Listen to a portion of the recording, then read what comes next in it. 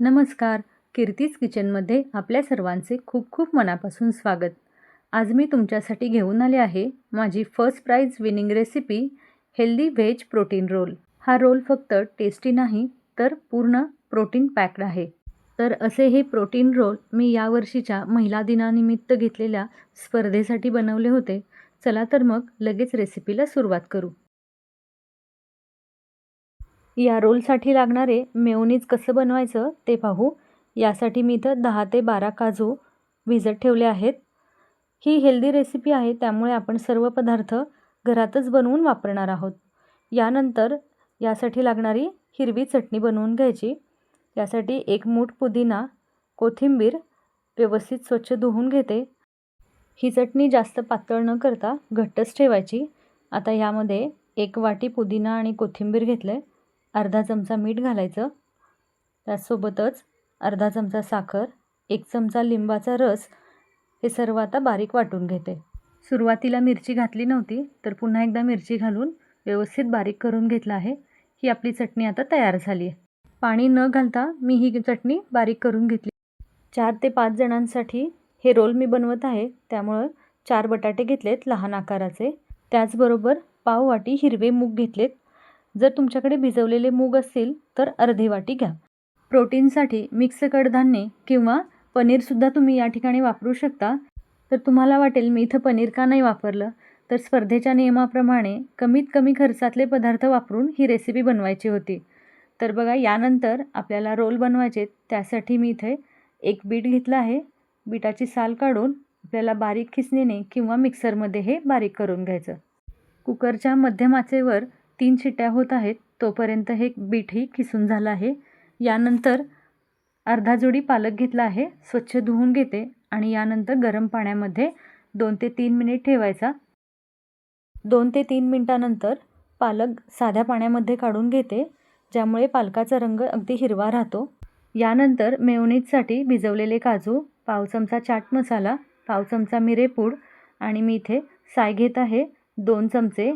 याऐवजी तुम्ही इथे पनीर किंवा चीजसुद्धा घालू शकता. थोडंसं 1 चमचा दूध घातलं आहे आणि हे व्यवस्थित बारीक करून घेतलं.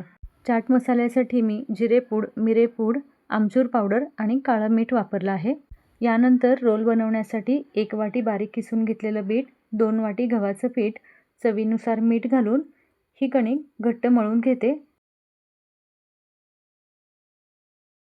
चपातीसाठी जी बनवतो कणिक त्यापेक्षा जास्त घट्ट बनवून घ्यायची. अशाच पद्धतीने पालक घालूनही आपल्याला कणिक तयार करून घ्यायची. मिक्सरमध्ये पालकाची पेस्ट करून घेतली. यामध्येही 2 वाट्या गव्हाचं पीठ आणि चवीनुसार मीठ, आलं लसूण कोथिंबीरची पेस्ट घालते आणि व्यवस्थित मिक्स करून घ्यायचं.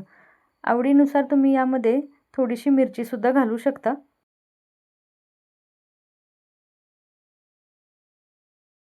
कणिक तयार करून झाले आहेत. कणिक भिजते तोपर्यंत आपण रोलमध्ये भरण्यासाठी भाजी बनवून घेऊ. बटाटे उकडत असताना मी अजिबात पाण्याचा वापर केला नव्हता. फक्त मीठ घालायचं म्हणजे बटाटे जास्त ओलसर होणार नाहीत. यासोबतच टोमॅटो, काकडी, गाजर, वाटाणे आणि कोबी घेतला आहे.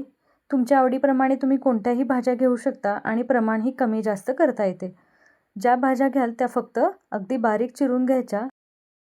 तर इथे आपल्या हेल्दी व्हेज प्रोटीन रोलसाठी लागणारे सर्व तयारी करून झाली आहे. यानंतर कढईमध्ये 1 चमचा तूप घेतले आहे. त्यामध्ये जिरे, आलं लसूण पेस्ट, वाटाणे आणि चवीपुरतं मीठ, पाव चमचा हळद हे घालून वाटाणे आता व्यवस्थित शिजवून घ्यायचे. त्यासोबतच मी धणे जिरे पावडर घातली आहे, 1 चमचा लाल मिरची पावडर. या ठिकाणी तुम्ही तुपाऐवजी तेलाचा सुद्धा वापर करू शकता. पाणी घालून वाटाणे शिजवून घेते तोपर्यंत बटाटे आपण बारीक करून घेऊ. वाटाणे शिजल्यानंतर यामध्ये आपण चिरून घेतलेल्या भाज्या घालायच्या. भाज्या खूप जास्त वेळ शिजवायच्या नाही आहेत, फक्त परतून घ्यायच्या आहेत. बटाट्यामुळे टिक्कीला छान बाइंडिंग येतं त्याच्यामुळे मी इथं बटाटा वापरला आहे. चवीपुरतं मीठ घालून मिक्स करून घ्यायचे. तर बाकी सर्व भाज्या मी इथे कच्च्याच वापरणार आहे. त्यामधीलच थोडंसं गाजर घालते आणि उकडून घेतलेले मूग मिक्स करून घेऊ. वरून थोडीशी कोथिंबीर घालायची आणि टिक्कीसाठी लागणारी भाजी आता तयार झाली आहे. यानंतर रोलसाठी लागणाऱ्या छोट्या आकाराच्या चपात्या तयार करून घेऊ.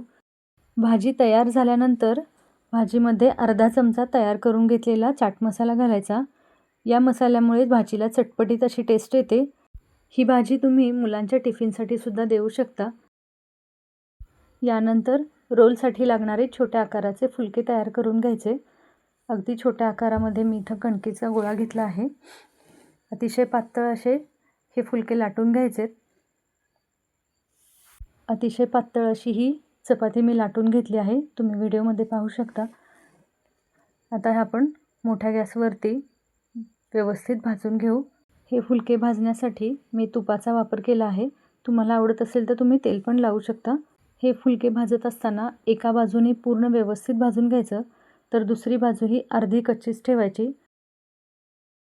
2 वाटी या प्रमाणात जर केले तर पालक आणि बीट या दोन्हीचे मिळून 12 रोल असे तयार होतील. अशाच पद्धतीने रोलसाठी लागणारे सर्व फुलके मी भाजून घेते. तर इथे पाहू शकता आपले हे सर्व फुलके तयार झाले आहेत. अगदी पातळ असे हे फुलके तयार झाले आहेत. बीट आणि पालकामुळे याला रंगही अतिशय छान आला आहे. तर मग कसे वाटले हे रंगीत फुलके? आवडले तर लाईक नक्की करा.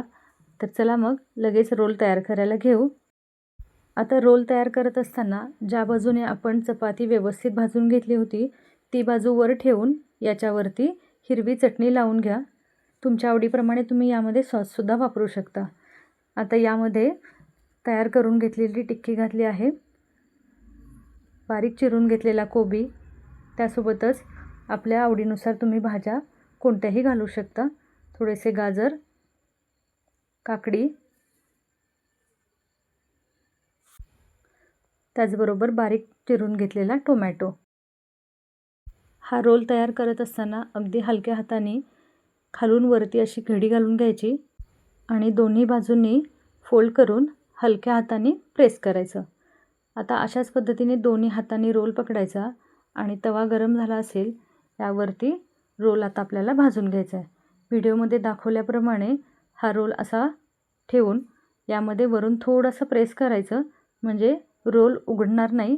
अर्धा ते 1 मिनिट अगदी मंद आचेवरती हा रोल आपल्याला एकाच बाजूने आधी भाजून घ्यायचा. एक बाजू भाजून झाली की यामध्ये थोडंसं तूप घालायचं, म्हणजे रोल थोडासा क्रिस्पी लागतो. आता दुसऱ्या बाजूनेही रोल व्यवस्थित भाजून घेऊ. तुम्ही इथे पाहू शकता रोल अजिबात उघडला नाही. मंद आचेवर भाजल्यामुळे रोल हा अगदी क्रिस्पी तयार होतो. तुम्ही पाहू शकता एका बाजूने किती छान क्रिस्पी दिसत आहे. तर अशा पद्धतीने मी हे सर्व रोल तयार करून घेतले आहेत. तर आपण जे मेयोनीज तयार करून घेतलं होतं ते मी गार्निशिंगसाठी वापरलं आहे. या मेयोनीजसोबतच तुम्ही शेजवान चटणी किंवा सॉससुद्धा वापरू शकता. तर मग आहे की नाही ही हेल्दी, टेस्टी आणि प्रोटीन पॅक्ड अशी रेसिपी? तुम्हाला कशी वाटली रेसिपी मला कमेंटमध्ये नक्की सांगा. आणि रेसिपी आवडली तर लाईक करा आणि कीर्तीज किचनला सबस्क्राईब करायला विसरू नका.